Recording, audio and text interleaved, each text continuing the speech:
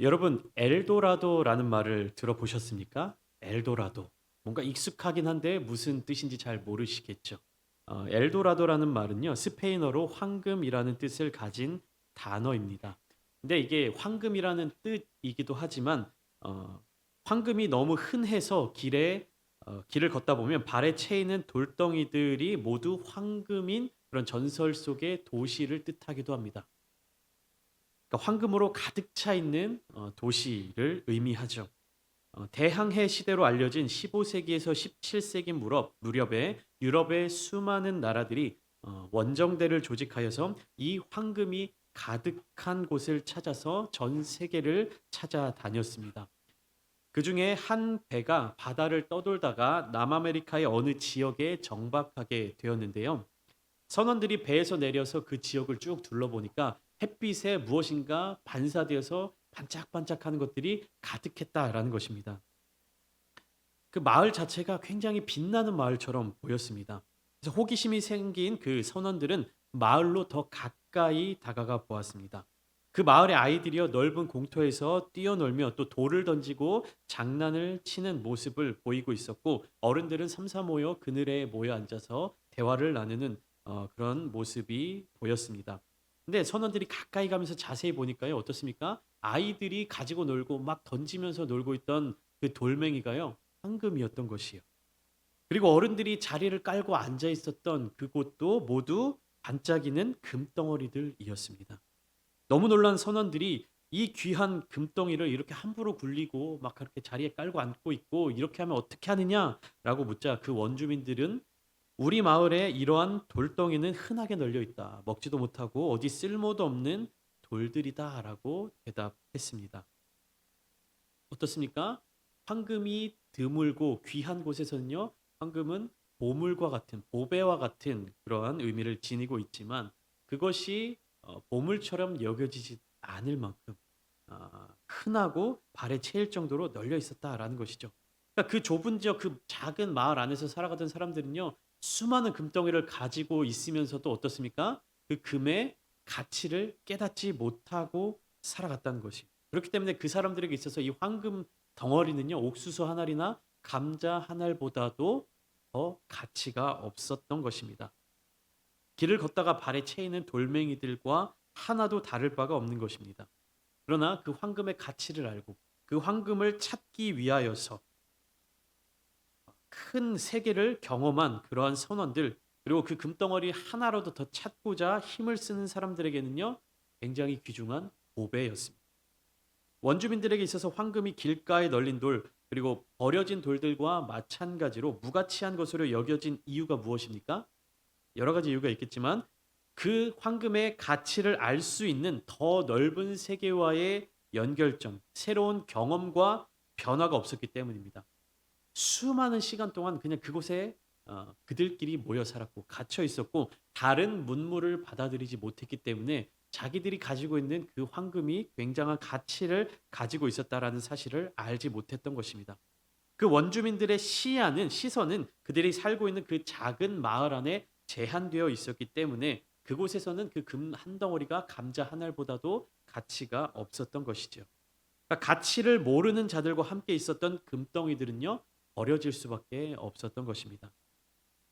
사랑하는 아름다운 창대교회 성도 여러분, 오늘 말씀을 통해서 여러분들에게 주어진 금보다 더 귀한 가치를 누리며 살아가는 복된 삶을 누리시기를 축복합니다. 여러분들에게 주어진 그 참된 복을 알아차리고 그 복을 쥐고 함께 누리며 살아가기를 소망합니다. 우리는 그럴 자격이 있고요. 하나님께서 우리에게는 그러한 선물을 주셨습니다. 어, 저를 비롯한 우리들은요 대부분 새로운 경험을 그리 좋아하지 않습니다. 그러니까 변화하는 것을 좋아하지 않습니다.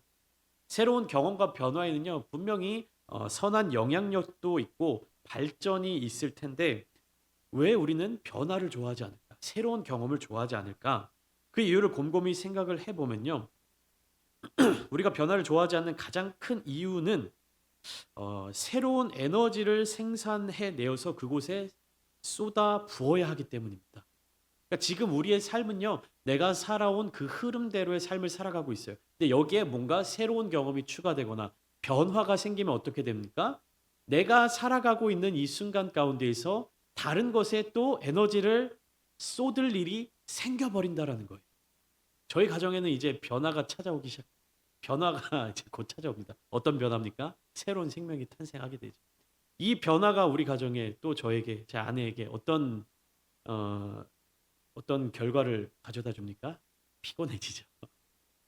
잠을 더 못 자겠죠.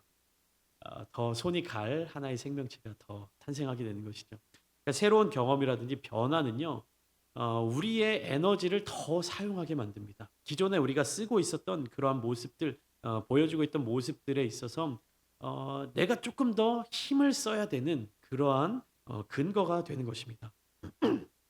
그것이 정신적인 부분이든 육체적인 부분이든 이 변화를 겪지 않으면 새로운 경험을 하지 않으면 겪어도 되지 않을 그리고 쓰지 않아도 되는 힘과 자원과 에너지를 소모하는 그 과정이 있기 때문에 우리는 변화를 즐거워하지 않습니다.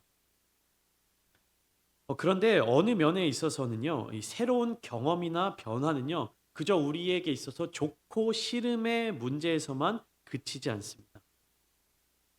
그러니까 내가 이거 변화가 있으면 좋아.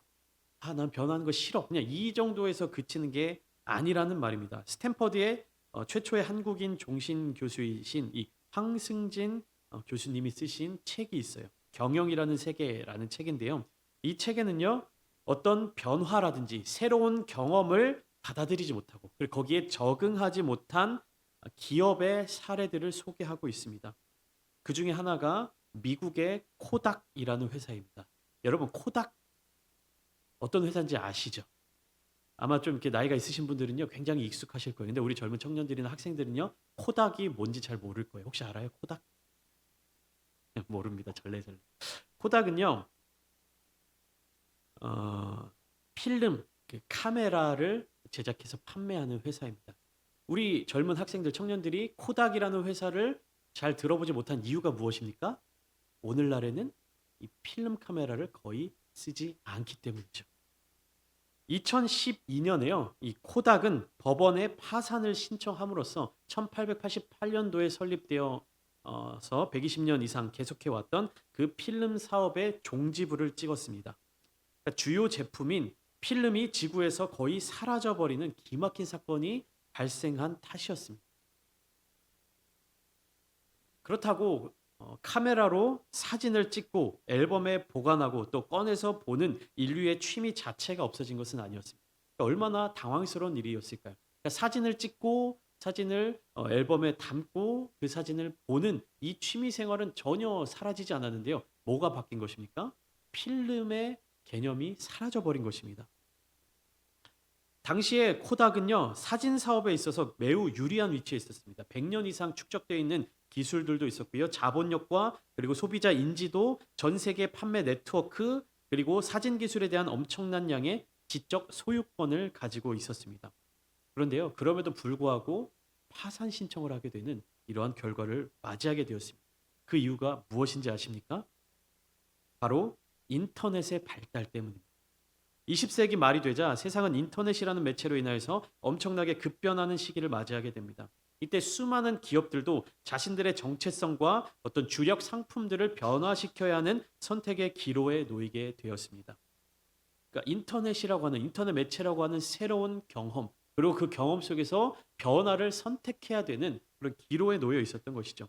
근데 이 코닥은요 자신들의 상품을 화학 제품인 필름 카메라에서 전자제품인 디지털 카메라로의 전환을 선택할 수가 있었습니다. 그런데 내부의 반발로 그 진행은 지지부진하게 되었습니다. 이유는 간단했어요. 왜 그러냐면 그때 당시에 그러니까 90년대 말 2000년대 초에는요. 이 필름 카메라 화학 제품의 그 이윤이요. 전자제품에 비해서 월등하게 높았기 때문입니다. 그들은 자신들의 주력 상품인 그 화학 제품 필름의 상품 가치를 더 높게 평가했던 것이죠. 또한 자신들이 수많은 시간 동안 쌓아왔던 그 사진 기술에 대한 자부심, 필름 기술에 대한 자부심도 버릴 수가 없었습니다. 그래서 코닥은 변화하지 못했습니다. 새로운 경험을 받아들이지 않았습니다. 그리고 그들이 자랑하던 필름 사업의 막은 내려지고 말았습니다. 이것은요, 좋고 싫음의 문제가 아니죠. 생존의 영역에 있어서 그들은 잘못된 선택을 하게 된 것입니다. 이 같은 책에서요. 전략적 변신에 크게 성공한 기업을 또한 소개하고 있는데 미국의 기업 넷플릭스입니다. 여러분들 넷플릭스라는 기업 아십니까? 네, 아마 한 번쯤은 다 들어보셨을 겁니다. 우리 학생 청년들은 넷플릭스에 대해서 굉장히 잘 알고 있죠. 우리 작년 성도들은 넷플릭스가 정확하게 뭐 하는 회사인지 잘 모르시죠. 역전된 거예요. 여러분들 코닥은 잘 알고 계시는데 넷플릭스는 잘 모르시죠. 우리 젊은 친구들은 코닥은 잘 모르는데 넷플릭스는 잘 알고 있어요. 왜 그럴까요? 넷플릭스는 바로 변화에 성공한 기업이기 때문입니다. 넷플릭스라고 하는 이 회사는요. 원래 어떤 회사였냐면요. DVD를 대여해 주는 업체였습니다. 그러니까 과거에 우리나라에서도 비디오를 빌려주는 그리고 만화책을 빌려주는 그런 대여점이 굉장히 성행했던 시기가 있었습니다. 그와 마찬가지로 미국에서 DVD를 대여해 주는 그러한 업체가 바로 넷플릭스였습니다.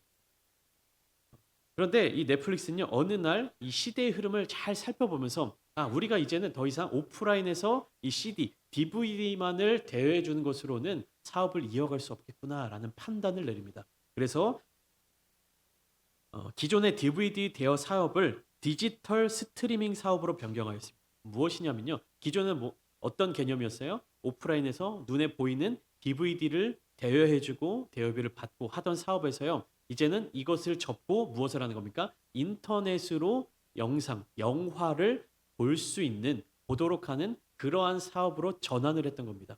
그러니까 똑같이 사람들로 하여금 영화를 빌려서 보도록 만드는 건데요. 방법이 무엇에서 무엇으로 바뀐 겁니까?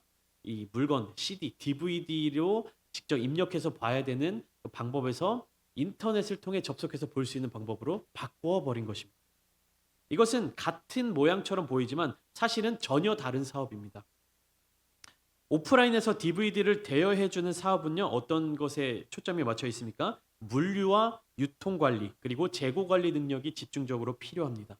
그러나 온라인에서 영상을 시청할 수 있도록 하는 이 스트리밍 사업은요.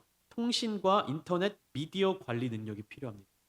그러니까 전혀 다른 회사가 되어버린 것이죠. 예를 들면 우리가 유튜브로 영상을 볼 때 어떻습니까?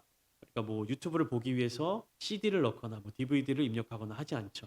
인터넷으로 접속해서 서버에 들어가서 바로 재생해서 볼 수가 있는 것이죠. 그러나 넷플릭스라는 회사는요, 바로 이러한 사업의 전환을 결정했고 그 변화를 받아들였습니다. 그래서 결국 오랜 노력의 결과로 변화에 성공했습니다. 그래서 2002년부터 2019년 사이에 고객의 변화, 매출의 변화를 살펴보니까요, 주요 고정 고객들은요, 200배가 늘었고요, 매출은요, 100배가 증가했다고 합니다.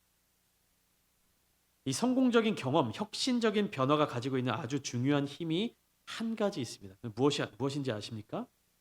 성공적인 변화는요. 그 변화를 경험한 사람은 이전으로 다시 돌아가지 못한다라는 것입니다. 이전으로 다시 돌아가기 매우 어렵다라는 것입니다. 아니 좀 더 정확하게 말씀드리면요. 그 이전으로 돌아가는 것을 선택하지 않는다는 것입니다.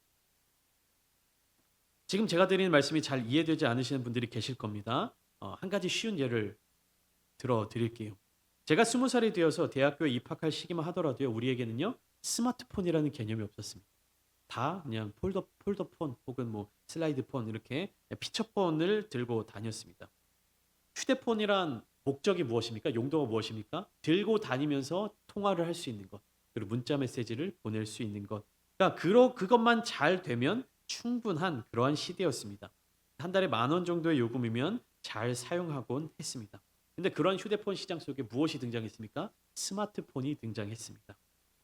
스마트폰은 기계 자체도 너무 비쌌어요. 100만 원이 넘어가는 기계를 사서 써야 했으며 매달 요금도 5만 원, 6만 원 막 그 이상의 비용을 지불해야 했습니다.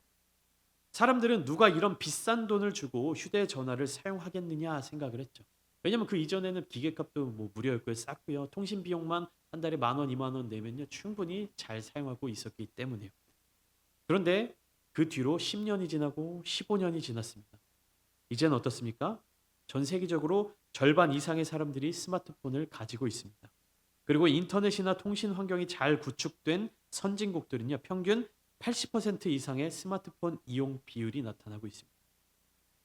IT 강국이라고 여겨지는 우리 대한민국은요. 2020년 기준 스마트폰 사용자 비율, 그 인구의 95%가 스마트폰을 사용하고 있다라고 합니다.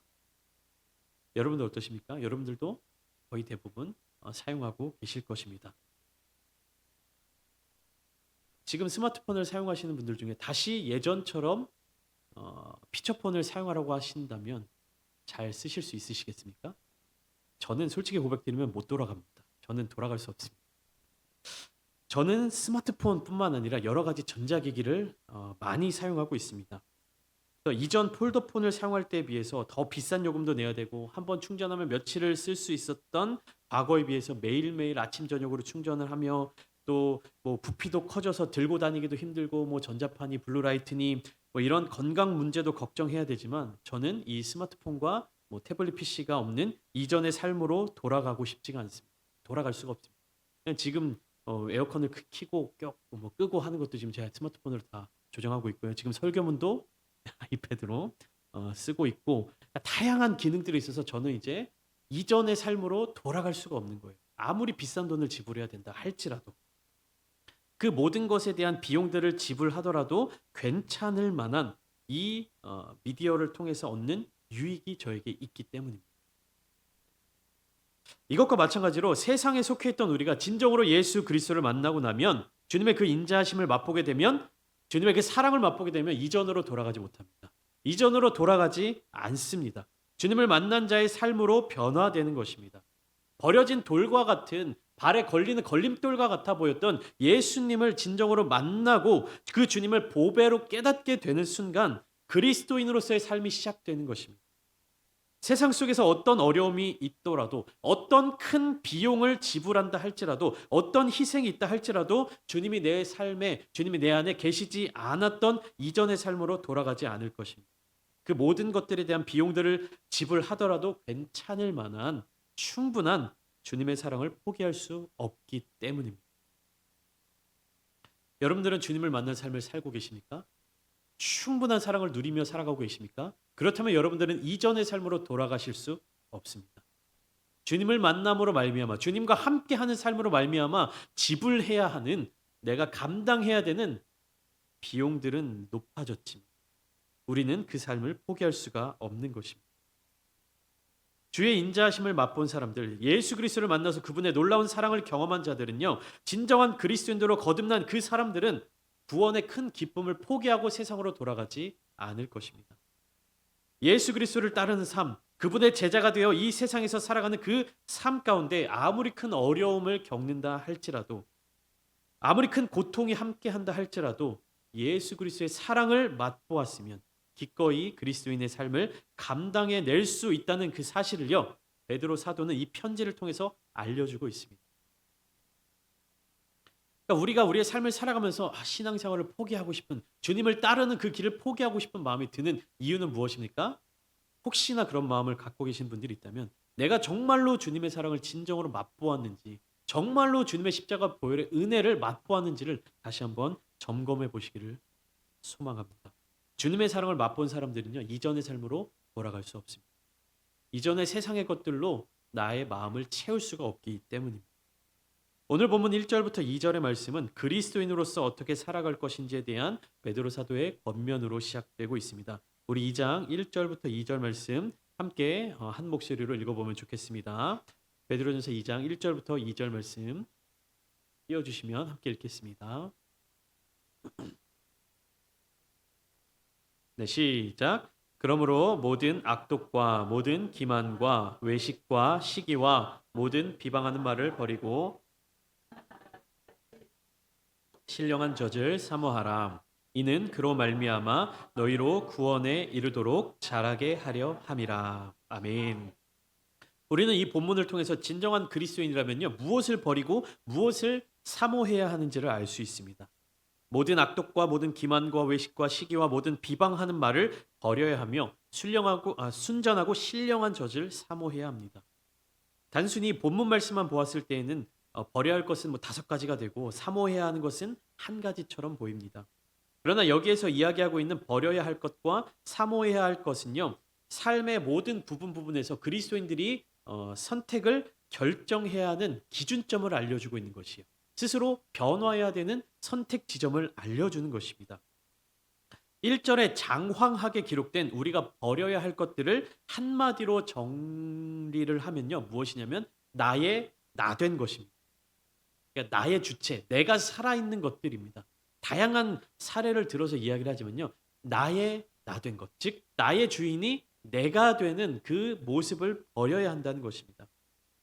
우리의 거듭난 영 속에서 나의 나된 것들을 제하여 버리고 그 안에 순전하고 신령한 젖, 변함없으신 하나님의 말씀, 예수 그리스도로 채워 넣어야 합니다. 우리의 삶을 움직이는 기준이 나의 판단, 나의 생각, 나의 유익에서 하나님 아버지의 마음, 하나님의 계획, 그리고 하나님의 인도하심으로 바뀌어야 하는 것이죠. 그래서 우리는요 그리스도인으로서 새로운 정체성을 지니고 살아가야 하는 것입니다. 그렇게 변화되는 것이고 그것을 선택한 것입니다. 우리가 옛 사람을 버리고 새 사람을 입게 되었을 때 우리에게는 두 가지의 새로운 정체성이 생깁니다. 이 정체성은 예수 그리스도를 기준으로 완성되는데요. 오늘 본문 4절과 5절은요. 예수 그리스도와 그리스도인들을 다음과 같이 표현하고 있습니다. 오늘 본문 4절 5절 제가 읽어드리겠습니다. 사람에게는 버림바가 되었으나 하나님께는 택하심을 입은 보배로운 산 돌이신 예수께 나아가 너희도 산 돌같이 신령한 집으로 세워지고 예수 그리스도로 말미암아 하나님이 기쁘게 받으실 신령한 제사를 드릴 거룩한 제사장이 될지니라. 살아있는 돌이신 예수 그리스도에 대해서 사람들은 쓸모없는 것으로 여기고 거절하지만 하나님께서는요 택하여 세우셔서 그 위에 거룩한 집을 세울 수 있는 모퉁이 돌로 삼으셨다는 말씀입니다.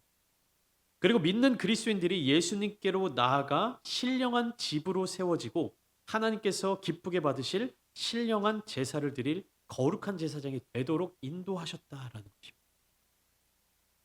신령한 제사는 무엇입니까? 로마서 12장 1절에는요. 이 신령한 제사에 대해서 영적 예배라고 표현합니다. 그리고 우리가 주일 예배마다 함께 고백하는 말씀이죠. 요한복음 4장 24절. 하나님은 영이시니 예배하는 자가 영과 진리로 예배할지니라. 이것이 개역 한글 성경에서는요. 하나님은 영이시니 예배하는 자가 신령과 진정으로 예배할지니라라고 되어 있죠. 그러니까 그 신령한 예배는요. 영적인 예배를 의미하는 것입니다. 우리의 영으로 드리는 예배를 의미하는 것입니다.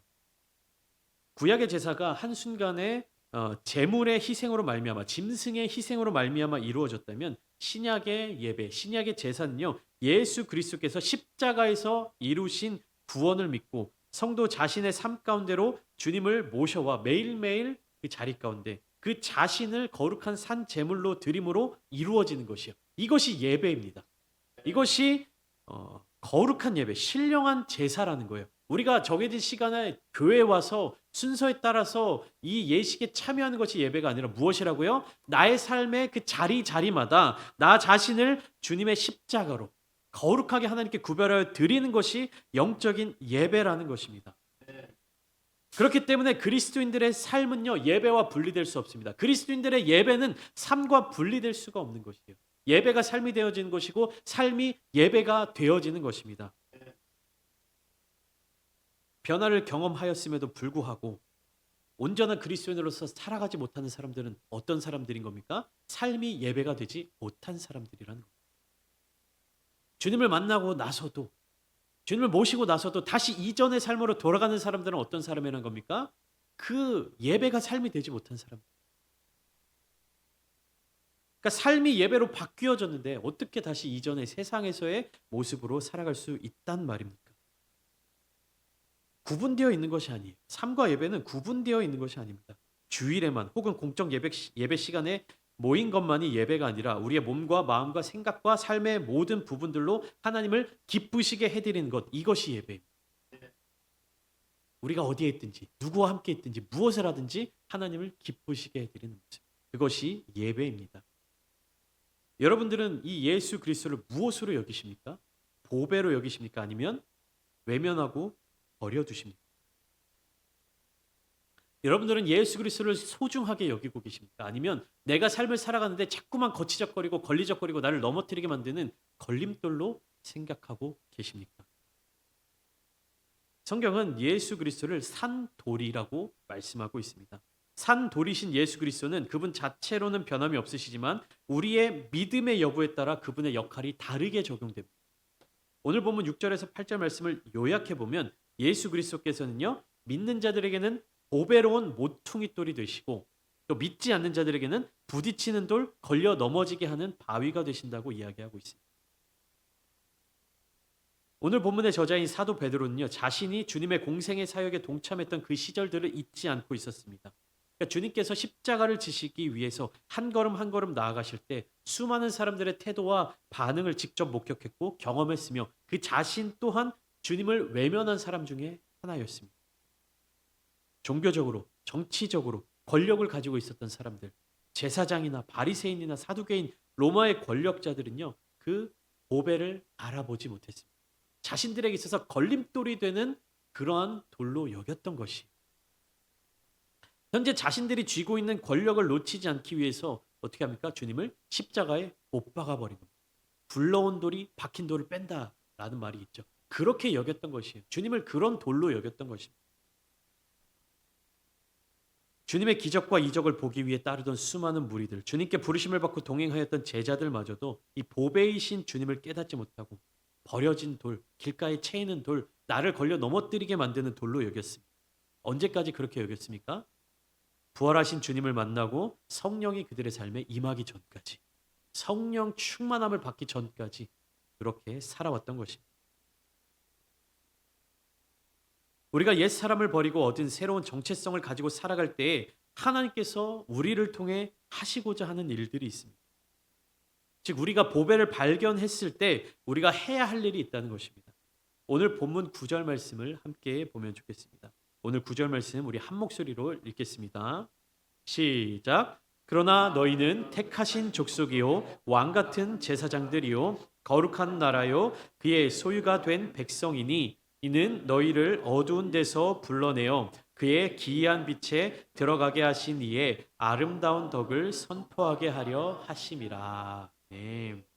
이 9절 말씀을 보면 그리스도인들은 네 가지의 역할을 감당하게 됩니다. 그리고 네 가지의 역할은 모두 공통된 특징을 갖고 있습니다. 거기에는 하나님의 깊은 사랑과 자비하신 성품이 담겨져 있습니다. 언약 관계, 하나님과 세상을 연결하는 통로. 무엇입니까? 나만 잘 되고 나만 평안을 누리는 사람이 되는 것이 아니라 내가 연약할지라도 내가 고통 중에 있을지라도 하나님의 뜻에 순종하여 세상 가운데 하나님의 아름다운 덕을 선포하는 자의 역할을 감당한다라는 것입니다. 그러니까 나 중심적인 자세가 아니라 누구 중심적인 자세예요? 하나님 중심적인 자세를 가지게 된다라는 것입니다. 이것이 바로 그리스도인들의 모습이라는 것입니다. 그리고 그런 모습을 통해서 우리는요. 신분이 바뀌게 돼요. 그 은혜를 통해서 우리의 신분이 바뀌게 됩니다. 어떻게 바뀝니까? 10절 말씀을 통해서 알 수 있는 것은요. 백성이 아닌 자에서 하나님의 백성으로 변화되고요. 그다음에 긍휼을 얻지 못한 자에서 긍휼을 얻은 자로 바뀌게 됩니다. 구약 시대의 이스라엘 백성들이 제사장의 역할을 하도록 선택되었듯이 신약 시대의 새 언약 백성도 제사장의 역할을 통해서 세상에 하나님을 드러내고 하나님께 영광을 돌려야 합니다. 주님을 따르는 그리스도인의 삶을 살기 위해 희생해야 할 것들 그리고 과감하게 포기해야 할 것들이 이전에는 무엇으로 여겨졌습니까? 방해물로 여겨졌어요. 내가 왜 주님을 믿는 것 때문에 이런 어려움을 겪어야 되느냐? 내가 왜 주님을 믿는 것 때문에 이런 고난을 당해야 되느냐? 이런 불편함을 당해야 되느냐? 이렇게 방해물로 여겨졌지만 예수 그리스도 그분만이 귀한 보배임을 깨닫고 난 뒤에는 어떻게 됩니까? 모든 것이 역전된 것입니다. 그 주님을 붙들기 위해서 다른 모든 것들을 버릴 수 있는 것이고요. 다른 모든 것들을 감당할 수 있게 된 것이에요. 다른 때는 어떻습니까? 주님을 만나기 전에 주님이 보배이심을 깨닫지 못했을 때는 어떻습니까? 주님이 나의 욕심, 나의 목표, 나의 어떠함을 얻을 수 있는 것에 대한 방해물이었어요. 그런데 주님이 보배임을 깨닫고 난 뒤에 변화된 뒤에는 모든 것이 역전되었습니다. 내가 세상을 중심으로 살아가는 삶에서 하나님 중심으로 사는 삶으로 바뀌게 되면요. 어떻게 됩니까? 세상은 나를 미워하게 됩니다. 그리고 교회를 비난하고 비방할 겁니다. 더 거센 바람으로 흔들어 놓을 것입니다. 더 많은 유혹으로 미끄러지게 하여 모퉁이 돌에서 떨어져 걸려 넘어지게 할 것입니다. 우리가 예수 그리스도만을 바라보며 그분을 보배로 여길수록 세상은 그 보배를 버린 돌, 부딪혀 고통을 주는 돌, 걸려 넘어져 상처를 입히는 바위라고 몰아칠 것입니다.